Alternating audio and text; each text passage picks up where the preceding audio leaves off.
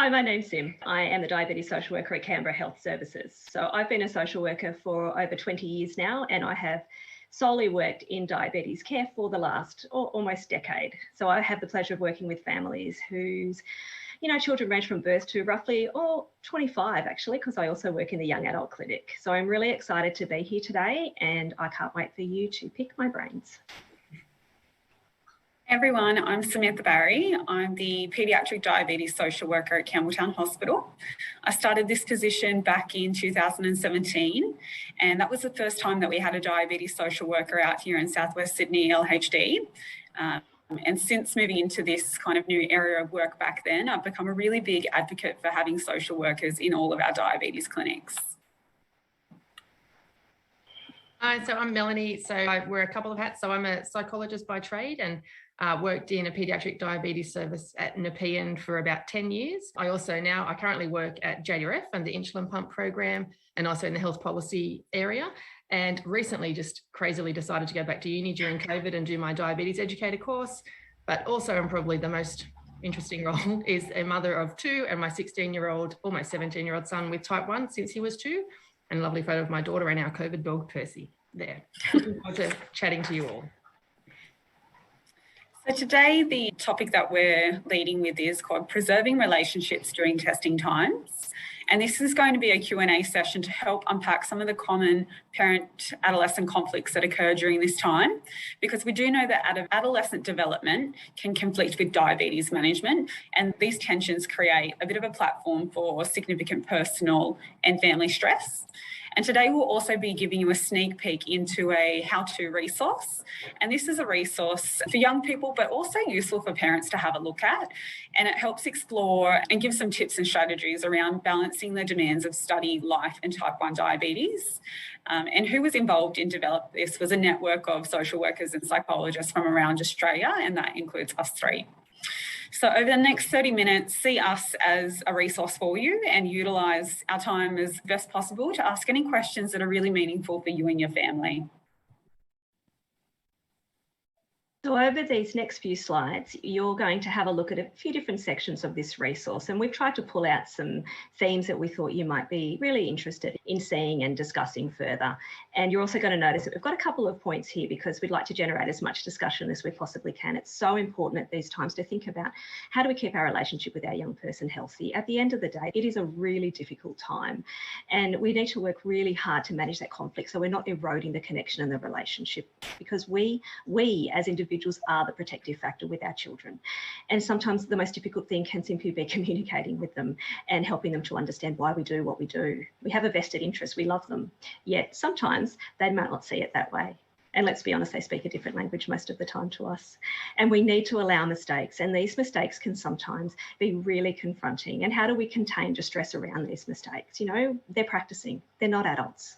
They don't know how to do this. They are learning, and part of learning means that one step forward, 2 steps back. But as a parent, it's incredibly difficult to contain that distress. So hopefully these little prompts here will generate some really great discussion today. And so the next section we were talking about was the differences between the adolescent brain versus the adult brain, and how those differences can sometimes create conflict in our households. So there's often this perception that just because our kids are older now, or because they've had diabetes for quite a few years, that they should know what they're doing and just be able to do it. But unfortunately, we know that's not always the case. An adolescent brain is undertaking lots of changes. It's pruning back and getting ready to grow again.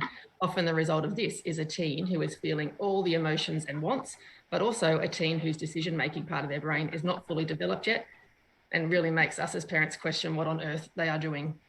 And what we know is that this generally doesn't fully develop until they're in their mid-20s. So this is often where we meet our teenagers who have all of a sudden become forgetful and feel as though they're focused on everything else in the world other than diabetes. And as we know, adolescence is hard enough without diabetes on top. So this new guide offers lots and lots of practical information on how to manage these stresses, including information about sleep, study, exams, HSC, exercise, and all that sort of stuff. So, yep, that's those points. And then Sam's going to go next. So the third section of the resource, which we wanted to bring your attention to, is the mental health wellness, not illness section. And whilst within this section, you might be able to see that we define and discuss mental health strategies and what's helpful to consider to maintain optimal mental health. But really importantly, we've also included in here some information from the Miles Youth Study, which was conducted back in 2014. And this included over 700 young people, their parents and carers from Australia. And something that we've really been able to extract from this study is the finding that young people most often feel distressed about friends and family, not understanding how difficult diabetes can be. And this really prompts us to sit back and think about, okay, so stress, worry and isolation all lead to psychological pain. And this impacts on how we think, feel and behave. So some of these thoughts we really want to keep in mind when you give us some questions. And so here's just some points that we thought we might leave up for a little while, just some things to consider. So things like healthy relationships are a key priority. It's a strong protective factor and signals to your teen that they can trust you and let you know when things aren't working for them. For parents, every step of the journey requires an equal measure of empathy and validate where your young people are at. Autopilot is a myth. Supporting an open dialogue and environment, providing that space for teens to practice the skills of being an adult really can be tricky. And also we're thinking about some, any questions about any ideas about what to do with when your internal resources are burnt out, both of you, and where do you go from there? So take a moment, I guess, put some questions through and fire away. Thanks, team. Just as we move on to the Q&A, so please do put your questions into the chat. A question that is often asked is, why doesn't my teen listen and follow their diabetes management plan, particularly when they've been told how serious complications are? Thanks, Mel. Do you want me to mind if I take that one? Yeah, go for it. Yep. Alrighty, why don't they listen? Well, if it makes you feel any better, they don't listen about anything. So it's not just diabetes. And this is the interesting part, because sometimes as parents, we are able to look at that in silo and think this is a really challenging time right now. This is creating conflict. We need to talk about this. We need to work through this. These are the steps we need to do. But, young people are looking at life globally and they are going through really, really challenging times. So they're not actually compartmentalizing different parts of life. So the reality is they're not listening across the board, because the message that you're giving, no doubt, is something they don't want to hear. And the reality is that right now, young people at this stage of life really want to do what feels good, what they think is a great idea, what they want to do, what their friends are doing, those kinds of things. So if you look at it within that context, it can be really challenging for them to remain on the path that they know is going to create perhaps more harmony in the relationship that you have with them. Certainly we talk about, reducing risk in the longer term, but in that really stressful time of youth, it's the here and the now. And if it's not happening right now or very, very soon, it's really difficult to invest. But I think I might just leave you, Sam, to follow up on that one. Yeah, I was just thinking about the here and now. Sometimes that here and now is also around being tempted to do other things that could be a bit of risk taking. And so they could be more driven around that urge to potentially fit in, to build that relationship with their peers, which is crucial at this time. And that's normal for the development of young people. But that risk taking urge, it also comes back to their brain development, which we can continue to kind of touch on throughout some of the other questions. I was just going to add, Sim, and I think we discussed it earlier, is about, why do kids not just do what they're supposed to do because it's important? This is often one of those things that we think, why do they just not do it? We know it's really important for them. Like you were saying, kids don't brush their teeth when they're supposed to. We know it's important. And you were saying earlier, how many adults forget to take their lunchtime antibiotics when we're supposed to take them 3 times a day? We do it all the time. This is really normal and can be really frustrating behaviour, but really in line with their developmental stages, and it's just about finding ways to support them to get through that. Yeah. That's fantastic. We've got a few questions coming in through the chat now, which is great to see. My question is, how do I get my teen to take his condition seriously? This also stems back to the question just asked, but also, why does my son feel like his care is for me? And how do I help him realise that it's actually for him? I think that the parents often are key people in that diabetes clinic room, aren't they? And so often some of those conversations can feel directed to the parents. And so I suspect sometimes it's about trying to kind of please that you're doing this for them rather than for the young person really having that developmental understanding that this is actually for their own health. And again, that comes back to what we were just talking about, not really grasping that at this age of development, which is to be expected. I really want to reach through the screen and give that parent a great big hug, because the reality is that your young person doesn't know yet how much love is inside a parent. They don't love anyone as much as you love them. That hasn't happened yet. So it's really important to remember that they're learning and growing, and life experience and maturity gives them so much insight. And I think sometimes we forget that so many things that appear so challenging and so complex and such a, I guess, layer of conflict and can generate so much distress, you might notice as the years pass some things that sort of dilute a little bit, and you wonder, well, how did that happen? You know, if we keep talking to each other, keep the lines of communication open, support the young person. Remember that if they're saying, my care is for you, not me, what they're saying is, I just don't want you to nag me. I want you to be happy, which is why I'll do what you want me to do. And okay, I get that. But the flip side of that is, okay, so right now what I'm hearing is that diabetes has fallen off the list, if there was a list of priorities in your life. Right now, it's not a key place for focus. So it's really hard for you.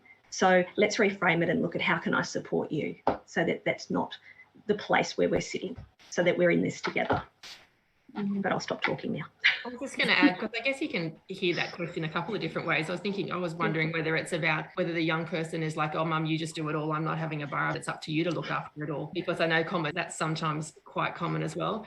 And I guess I just watched the talk with Joe earlier. I'm not sure if people watched that, but I've loved watching him over the years. Tell everybody to go back and watch that one. But it's about negotiating with them then about what tasks are theirs and what tasks are yours to make it balanced and equal for everybody, so that it's a much calmer situation. Yeah, so it's not all on you and it's not all on the child and it's not all on the parent, because it's exhausting for both of you if that's the way it is. So it's about trying to balance it and finding ways to do that, the non-negotiables, all those bits in there.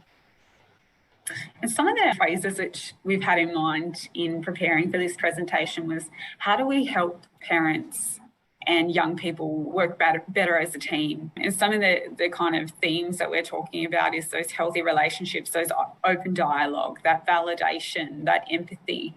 And with all of that is to support, I suppose, some distribution of diabetes management tasks. Thanks, team. There are quite a few questions coming through. So I wanted to ask this question. So our boy, 15, diagnosed last July, hi Sim, in bracket, has always been difficult to get out of bed, and we are struggling to get him into a normal body clock. It impacts on school and a lot. Any advice with that, and how to get the school to also understand? Okay, right.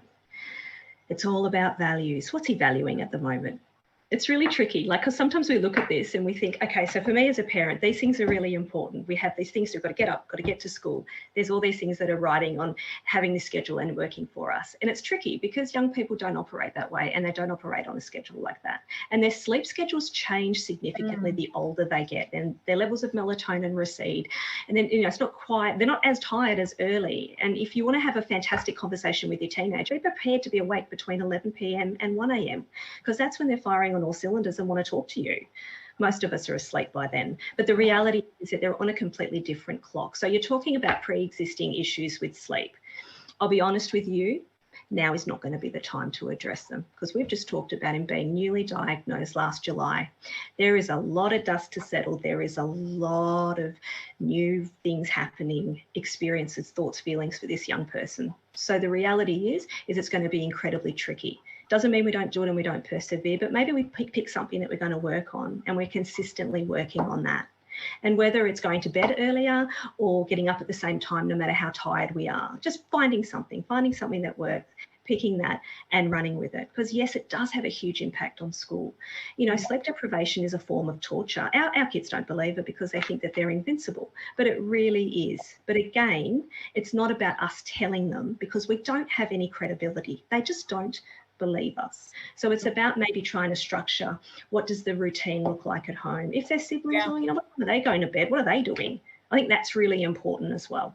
But I'm going to hand over to one of the other girls. Sim, I might just mention that our resource, which we're releasing shortly, that's going to be through the JDRF platform. That's going to have a whole section on sleep. And I think that will help be a good tool for you to look back as a parent, to just have a read and even read through that with your teenage, was it a 14-year-old, 15, to have a chat together and even be like, okay, so we know that things are biologically changing for you in sleep. Maybe you do need a little bit more sleep. That explains why you're so tired in the morning. But then also thinking about what are some practical strategies and really what's achievable at this time, like Sim was saying, small goals. And goals are often most effective when they're coming from a young person. So I'm guessing that this 15-year-old is probably hating life in the mornings. So what are some good strategies to be thinking about? Is it, as simple as let's organise everything as much as possible the night before? Because it's hell getting you out of bed in the morning. I was just going to add, Mel, there was part of that question about how to deal with school, I think.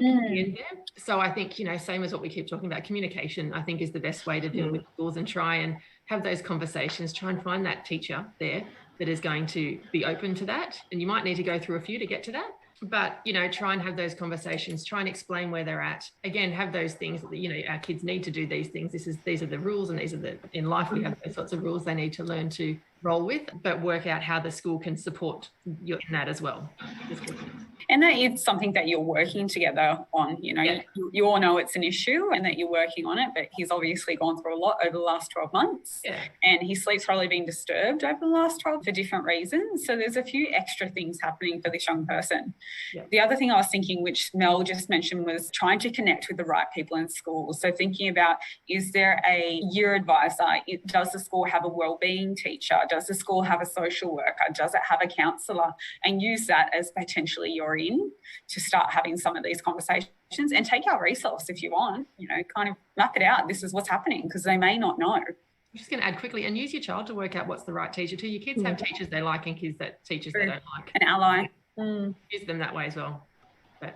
Yes, moving on to the next question. Thanks, ladies. This one is about the struggle with food and sneaking food and eating very unhealthy food. And their parents and carers are quite concerned about this, as they're quite an active family and they don't eat a lot of junk food themselves.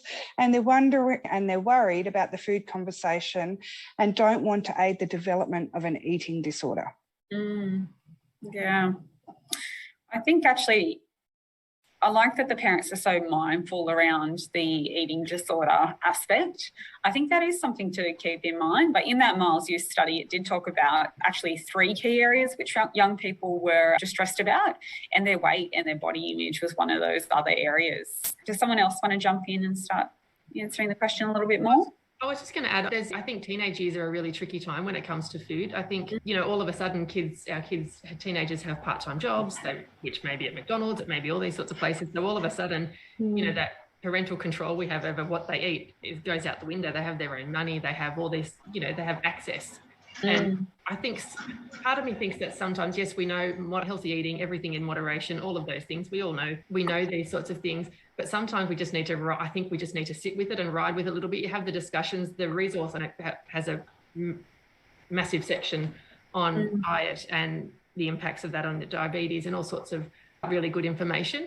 But I think sometimes we just need to sit with it and explain and, just try and have those open communication and conversations with our kids about it. And if you need to, I think sometimes without, my son, sometimes we just limit the amount of money he has. If you see he's spending all his money at McDonald's, then sometimes they need strategies and they need support from us to try and rein it back in, because for whatever reason, they don't have the skill or the resource or the internal resource to be able to resist. So sometimes we need to be really supportive and actually offer really practical ways to do it, and recognize that as adults, we have trouble always eating healthy as well. Like it's not a simple thing. And just because diabetes is in the picture doesn't mean our kids are going to be perfect at doing all of this. I think they're kids first and foremost.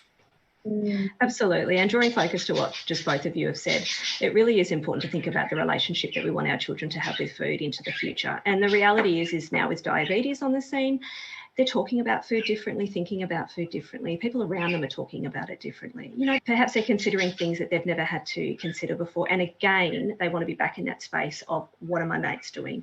You know, what's everybody else doing? What are my siblings doing? Well, you know, what's happening around me and how can I feel a part of that as well? And sometimes it's about maybe even just supporting them to say, like, are you doing, you know, are you going out to Macca's every other day because all your mates are, because it's right across the road from college or something like that? And is it a practical thing? Is it, you know, can you talk to your mates a little bit about, look, maybe we find somewhere else to go, or maybe we do something a little bit differently a few times a week. So you're still part of that social aspect, but you're not necessarily always going to the same place and buying food that, you know, for some young people, they're thinking, maybe I don't really want to go there, but all my friends are going there, so I actually do want to go. And I heard you mention in the question that, you know, you're, as a family, you eat really healthy. So, you know, of course, we do talk about providing, you know, there's great options at home, because when our kids are away from us and away from home, they are going to be limited by where they are, who they're with, and all of those kinds of things. So I think it's also really important to remember that as long as there is those options and things available to them, and it is about the relationship that we have with food into the future. Thanks, Sim. I also, continuing on that cycle, I suppose, Rob Palmer, our MC for today and who did our introductions, he talks about how his mates were involved in the management and enabled good management to become a good point of pride amongst his friends. So I guess the question from that could be, how important is the friendship cycle when it comes to good eating habits and mental health with teens?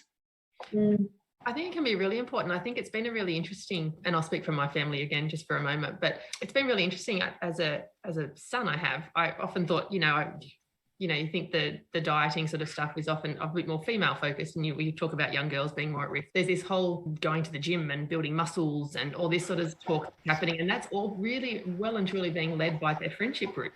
So all the boys are talking about this, they're talking about all these supplements, which scares the hell out of me, all these kind of things that they're talking to. But that's actually really coming from the friendship group. So, you know, while yes, they'll all go to Macca's after, you know, while they're waiting for their next class, then they'll also talk about all this sort of stuff. So it actually provides a really good opportunity if you ever have the kids over here and you can chat about it, but you can talk about it with, like, you can have conversations with your child as well as like, well, how does that match up if you're doing this and you're doing that? And just keeping that communication open and explaining to their friends as well how that might impact their diabetes. You know, your mate's diabetes can be just about educating them, and I think can be good for everybody involved in that situation. Yeah.